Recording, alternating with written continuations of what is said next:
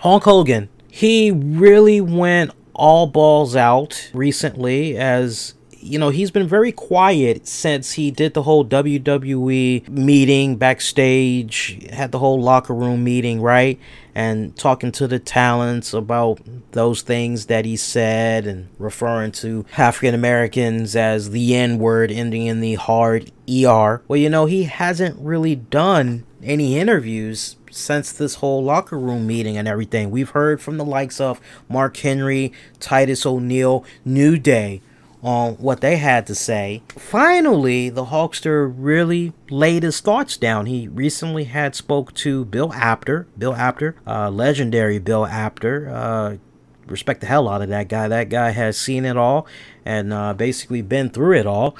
Part of his interview with Bill rubbed me the wrong way. It really, really, really did. I want to read to you some key points and then I'll offer a little bit more analysis on this. But one of the things that the Hulkster said to Bill Apter, he said, a lot of people accepted my apology and a lot of people heard what they wanted to hear, and a lot of the narrative that came out of the meeting was on point. A lot of the narrative was really different. I was surprised to hear some people interpreted what I said that I was just sorry I got caught. I'm on camera, whatever they interpreted, but I never said that. Of course, he's kind of referring to, you know, Titus O'Neil, New Day, to a degree Mark Henry. So after Hogan met with the current WWE talent, followed up with regards to that, he said, I just hope the Brotherhood can get back to the way it was. Outside the ring, you're supposed to protect your brother. In this case, it's a situation where 75, 80, 90% of the wrestlers are protecting me and they're giving me another chance to move forward. There's just a few wrestlers that don't understand the bond and the brotherhood of wrestling. If someone makes a mistake, you need to forgive them and move on and try to let them prove themselves. Interesting. Hogan added that at the meeting that took place at the Extreme Rules pay-per-view event, he was asked if anyone had any questions for him, and he said that the only person that stood up to ask a question was Mark Henry. Hulkster said, I just wanted to be able to, if anybody had any questions or anybody had anything to say at that time, I really just wanted them to say it to my face so I could address it. Hopefully understand the issue and get them to understand me. I'm telling you. I'm telling you. I try so hard to understand the Hulkster. I really do. But then there are times where I just facepalm. And I just go, really? Now look, the whole part about, hey, you got to be careful because there's cameras and you don't know when people are recording. I get that. I get that. I'm not defending the guy, so just hear me out. But I understand that mentality, because we are in this day and age where you really do have to be careful. Perfect example. This isn't long-winded. I watched last weekend back-to-back episodes over the weekend of Live PD. And you had two unique but very similar incidents where if it wasn't for the Live PD crew being there, and if it wasn't for the police having their body cameras on them, the individuals that they had dealt with that Friday night and the individual that they dealt with Saturday night, I mean, you talk about, oh my God, if there was ever a time for racial profiling and, oh, you're just picking on that person because they're Hispanic and you're a Trump supporter and blah, blah, blah. Oh, you're a crooked cop. That's what you are, you know, picking on the powerless and abusing the weak with your badge, right? And some of the comments that was coming from social media, some of the people were disgusted by the way that the police were handling these individuals, even though you saw from the moment that they got out of their vehicle what all led to them acting aggressive, the police that is, to these individuals. And you see frame for frame for frame, and everything ends with, oh, well, this person Friday night, oh, it turns out they had multiple warrants out for their arrests. And you go to Saturday night, oh yeah, this person had warrants out on their arrests, about 7 of them. They've been in jail, blah, blah, blah, blah, blah times. And you kind of go, damn, right? But see, in today's society, we operate in such a way where we're looking for that next social media hit. We're looking for that next viral video. We see a fight break out, or we see whatever. We're not inclined to help our brothers and sisters. I don't mean a black thing. I just mean brothers and sisters in general. The hell with your color. We're all brothers and sisters. But we're in this day and age now where rather than help our fellow man and woman, we're quick to bust out one of these and record, because we got to get viral. We got to get those 15 minutes of fame so we can upload it on Twitter, YouTube, and yeah, man, my joint was the shit. I got 7 million views off that bitch. Yeah, man, I got CNN. I got fucking Fox. I got NBC. Man, I'm going to be on the Today Show tomorrow talking about that shit. Watch me, dog. I'm going to have my best suit on. And it's sad. It's fucking sad. But that's where our society is currently. Okay? And some people have bad intentions. Some people will take those phones and they may have the whole goddamn setup of what went from A to Z. But you'll have some people that will, to fit the narrative that they need to be put out there. I know this is from A to Z, but I'm just going to go on ahead and I'm just going to crop all this other shit. And I'm just going to say, let's pick it up from C to L. Fuck everything else. And they can spin it the way that they want to spin it. So I can understand the argument that the Hulkster's making about, hey, you have to be careful because, you don't know who's recording and, the way technology is now. I get that. Sadly, was that the right place and the right time to say those things? No, I don't believe it was. I don't. In my heart of hearts, I don't believe that was the time or the place to say that. Now, this whole stuff about, I like the fact that he challenged the locker room and was saying, hey, anybody have a question? Anybody have any concerns? And I like that Mark Henry stood up and said whatever he said. Because if the Hulkster gave the entire locker room the opportunity to air their grievances, what I don't understand is why guys like Big E, Kofi Kingston, Xavier Woods, for all the amount of money that they've been able to bring in to the WWE, they've been given so much rope. Why? You have this guy in front of your face. Don't say what you're going to say online. Why not say what you... And I had no problem with what they said online, but if this is true that he gave them the opportunity to talk, the entire locker room to ask questions or comment, then why not? Okay, well, we got you here. What's up with this? Well, this is how I feel. You care to comment, right? And I'm just old school like that. I mean, who isn't old school like that? Especially if you're a man. You don't want somebody, let alone another man. You don't want another man talking shit about you behind your back. No, I'm right here, dude. Whatever beef you got with me, say it to my face. Let's see if we can fucking squash this shit. So that rubs me the wrong way. Assuming that that's the truth, that does kind of rub me the wrong way. All right. But at the same time, now that he's put more colorful context on, what all he said to this WWE locker room, I just feel that the message was lost in translation. I feel that he went in here, and I'm sure that in his mind, it was nice and dialed up. I'm sure it was very pretty. He probably rehearsed it for a couple of days, pacing back and forth, looking at himself in the mirror and talking it out. And yeah, that's what I'm going to say. And maybe it changed drastically by the time he got to meeting the locker room prior to the Extreme Rules pay-per-view. It happens to the best of us. Lord knows I could be thinking something. I got my lines down. It's time for me to say it in person. Out of 100%, I'm like 90% on point. Oh, man, I forgot to say that.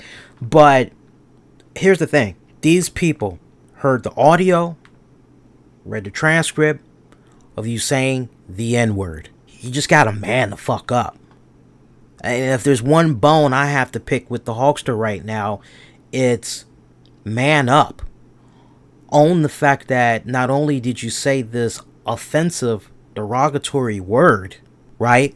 That basically opened up a part of your soul that a lot of people, those that grew up on you, did not know exists.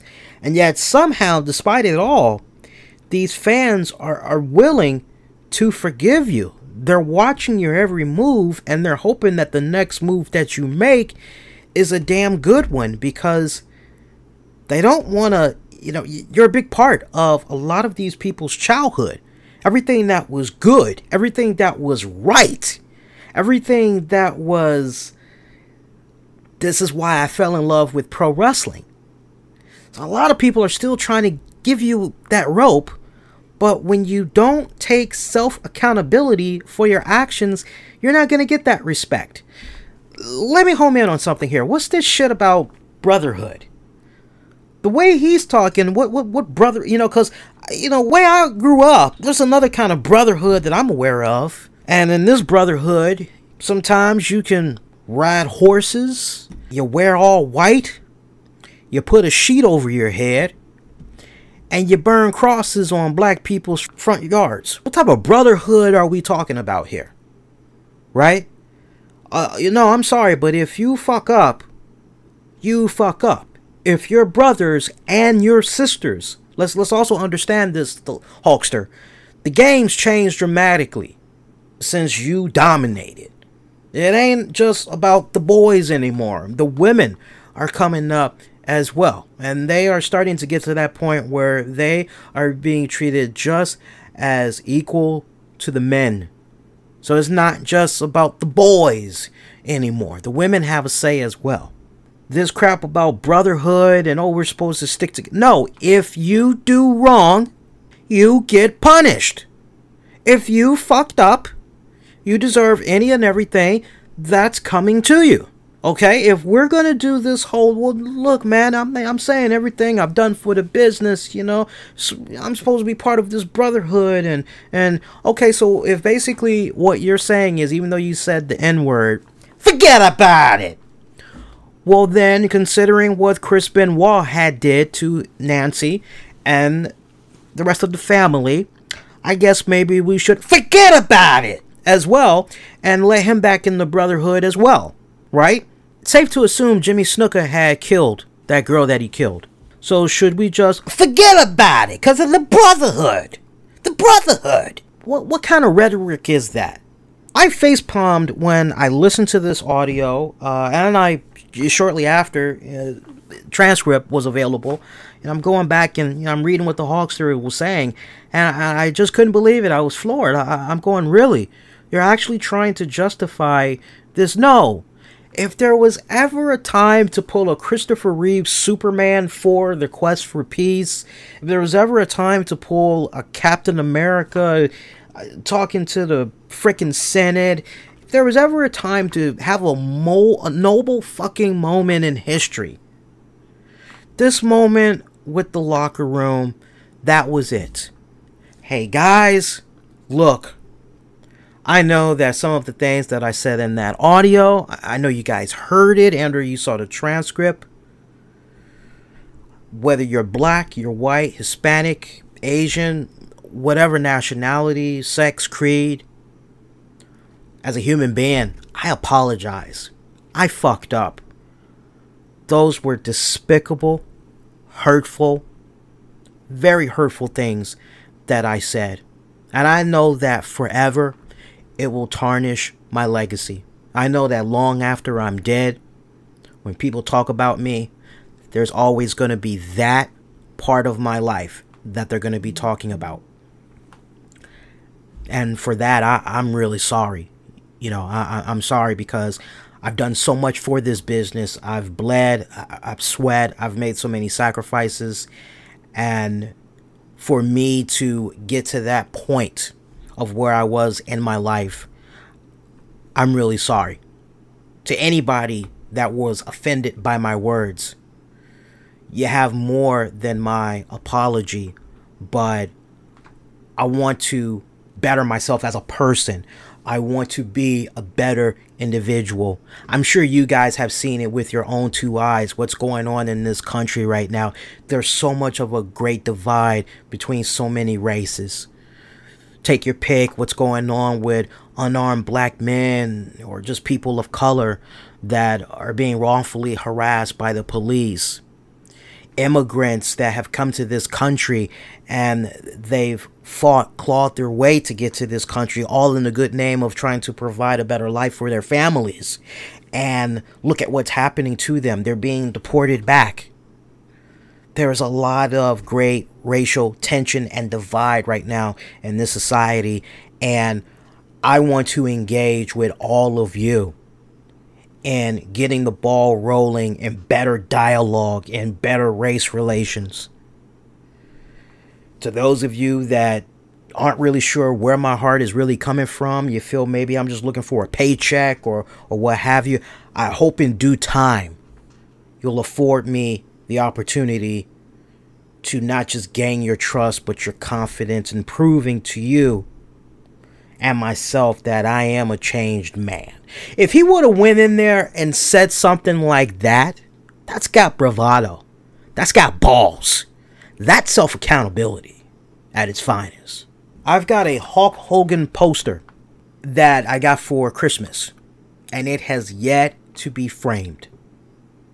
It's signed and everything. It's a huge poster. Before what went down, I entertained the idea of hanging it up. Where I stand right now, boys and girls, I don't think that poster is ever going to be going up on the wall. Ain't that sad? And good money was spent on that poster. You know, what this interview says to me is that he doesn't get it, and I'm not totally convinced that he is a changed person. I am not totally convinced that he is willing to sit down with the Mark Henrys, the New Days, the Titus O'Neills, the Reverend Jesse Jacksons, the Al Sharptons, the King family, the Farrakhan family. I'm not totally convinced that he is at that point. And until I feel he's at that point, which is probably never going to be, never, that poster's never going to be on my wall. That's just how that is. Sadly, that's just how that is. Yeah, and I'm with Party Hard. Party Hard says, it seems like he's forcing people to forgive him. You can't do that when you say something offensive. He needs to actually own up to what he did and not blame people for not. Yeah, I'm totally with you 100%. Totally in agreement with you 100%.